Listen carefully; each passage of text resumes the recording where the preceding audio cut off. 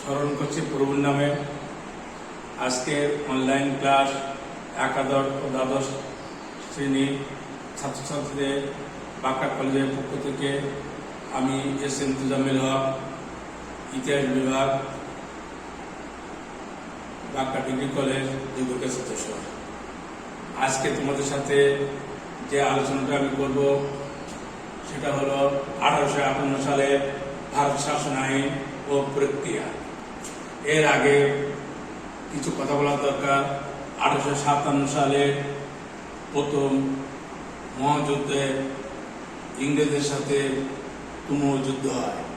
এই যুদ্ধে ভারতীয়রা ব্রিটিশ সরকারের ভিত নাড়াতে সক্ষম করে।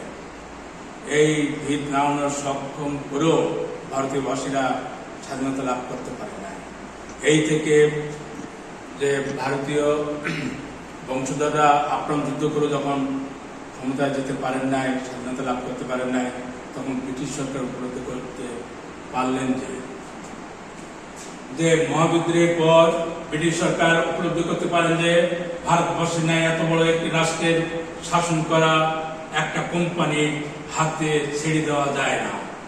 এই উপলব্ধি থেকে 1858 খ্রিস্টাব্দে ইংল্যান্ডের মহারানী ভিক্টোরিয়া এক ঘোষণা বলে ভারতীয় ইস্ট ইন্ডিয়া কোম্পানি শাসনে অবসান ঘটিয়ে ভারতের শাসনভার নিজ হস্তে গ্রহণ করে।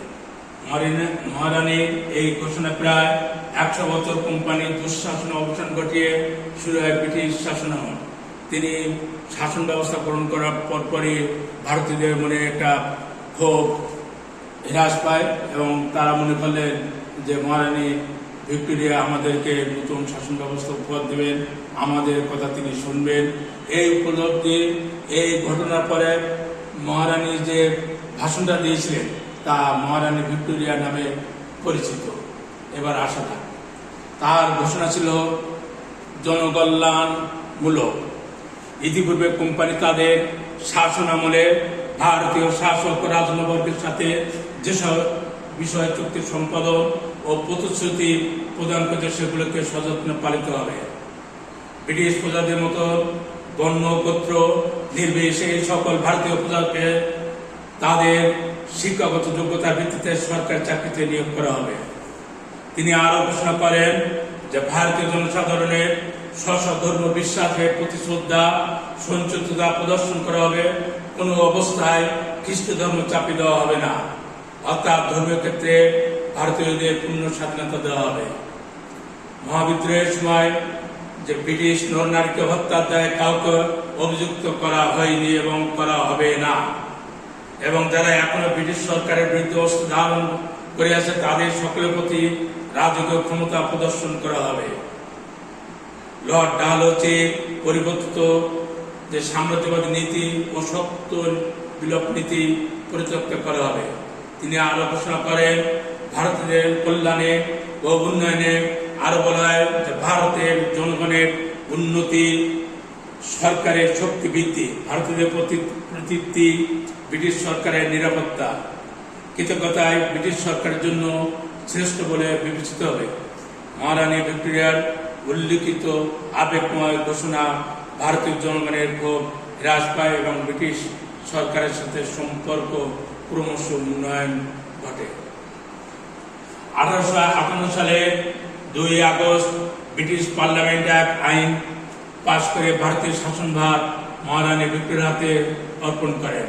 যেহেতু রানীর পক্ষে শাসনভার সরাসরি ভারতে শাসন করা সম্ভব ছিল না, যেহেতু ব্রিটিশ সিংহাসনের প্রতিনিধি হিসেবে গভর্নর জেনারেল পদ যে ভাইরস বা রাজপ্রতিনিধি নিযুক্ত করা হয়। কোম্পানির পরিচালক বোর্ড অফ কন্ট্রোলের পরিবর্তে ব্রিটিশ ক্যাবিনেট মন্ত্রীদের মধ্যে থেকে একজন ভারতীয় সচিব গ্রহণ করেন এবং প্রতিনিধি পদে নিযুক্ত করা হয়। তার নাম ছিল লর্ড ক্যানিং।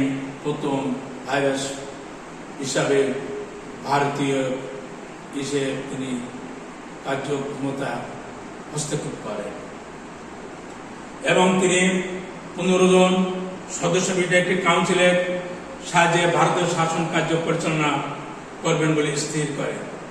যেহেতু ভারত শাসন আইনের প্রক্রিয়া, মহারানীর ঘোষণা এবং পার্লামেন্ট সিদ্ধান্ত মোতাবেক ভারতবর্ষে অবস্থানরত গভর্নর জেনারেল লর্ড ক্যানিং প্রথম রাজপ্রতিনিধি বা ভাইরাস নিযুক্ত হন 1858 থেকে 62, অর্থাৎ তিনি 4 বছর এই দেশে শাসনকাল করেছিলেন। তিনি জনদলের শাসক হিসাবে তিনি ভারতীয়দের কাছে গ্রহণযোগ্য হয়েছিলেন। তিনি ন্যায় নীতিবান ছিলেন।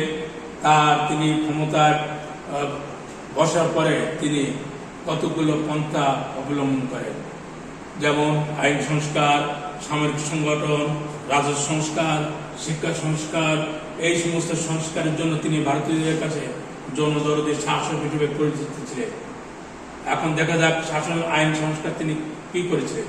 তিনি ভারতীয়দের দিওয়ানি আদালত এবং নিজামত আদালত একত্রিত করে উচ্চ ক্ষমতা সম্পন্ন হাইকোর্ট প্রতিষ্ঠা করেন। এরপর আইন সচিব কর্তৃক ভারতীয় দণ্ডবিধি আইন প্রণীত হয়।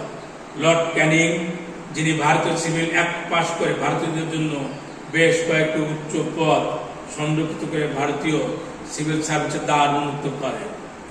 সামরিক সংগঠন, তিনি যখন ক্ষমতায় এসে দেখেন যে প্রচুর সেনাবাহিনী এবং রাজকোষ প্রায় শূন্য, তিনি কোম্পানি সময়ের সৈন্যবাহিনী ভেঙে দিয়ে আবার নতুন করে সেনাবাহিনী গঠন করেন। সেনা বিভাগে ভারতীয় সৈন্য কম ভর্তি করেন, ইউরোপীয় সেনা বাহিনী বৃদ্ধি করেন। অস্ত্রগারের দায়িত্ব তিনি ব্রিটিশ সৈন্যের হাতে ন্যস্ত করেন। এবার আসা যাক রাজস্ব সংস্কার।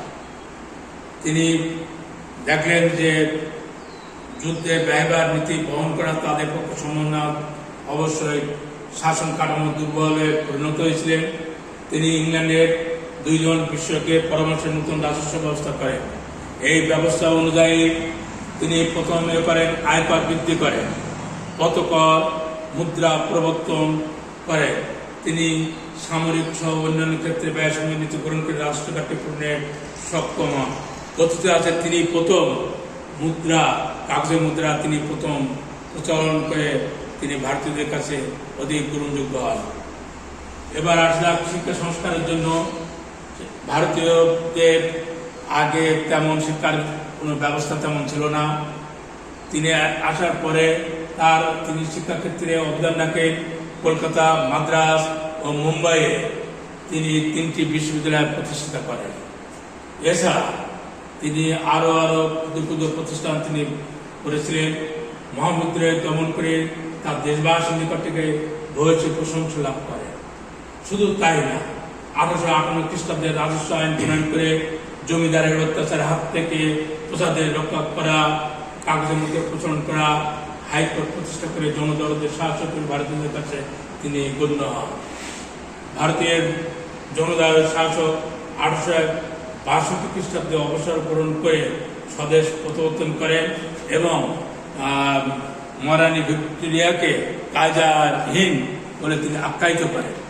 শুধু তিনি অবসর গ্রহণ করার পর, দেশ প্রত্যাবর্তন করার পরে আর যেসব ভারতে ভাইরাস ছিলেন তাদের সম্পর্কে সংক্ষিপ্ত আমি বলছি। Lord Elgin, Sir John Lawrence, Lord Mayo, Lord Northbrook, Lord Newton, Lord Ripon, Lord দ্বিতীয় Elgin, Lord Curzon, Lord Minto ভারতে ভাইরাস নিয়েছিলেন। এদের মধ্যে 2 জনের নাম সবচেয়ে উল্লেখ করার মতো। লর্ড রিপন ও লর্ড কাজন তাদের সংস্কারের জন্য ভারতীয়দের কাছে তিনি বিখ্যাত হয়ে আসছেন। আজকে আমি যে লেকচারটা তোমাদেরকে দিয়েছিলাম, এই লেকচারটা তোমরা মনোযোগ সহকারে শুনবে এবং বাড়িতে একটু বইয়ে একটু পড়াশোনা করবে। কারণ মনে রাখতে হবে, ছাত্রনাম অধ্যয়ন তপ, দেশের যতই করোনা ভাইরাস আক্রান্ত হয়ে বাড়ছে, তোমাদেরকে সচেতনতা সরকারের বিধি মোতাবেক হিসাবে তোমরা নিয়ম কানুন মেনে চলবে, মুখে মাস্ক পরে বাইরে বের হবে, যতদূর না যাওয়া যায় সেদিন খেয়াল রাখতে হবে।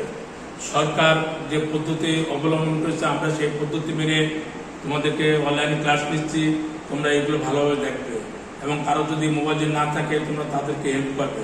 এবং এই 3য় অধ্যায়ের এই যে ক্লাস, এর আগে আমি এই প্রশ্নগুলো তোমাদেরকে পড়াইছি, তারপরেও আবার নতুন করে, কারণ তোমাদের মনে রাখতে হবে যে এই সংক্ষিপ্ত সিলেবাসে তোমাদেরকে এই ক্লাস নিয়ে শেষ করতে হবে। সবাইকে ধন্যবাদ জানিয়ে আজকের অনুষ্ঠান এখানে শেষ করছি।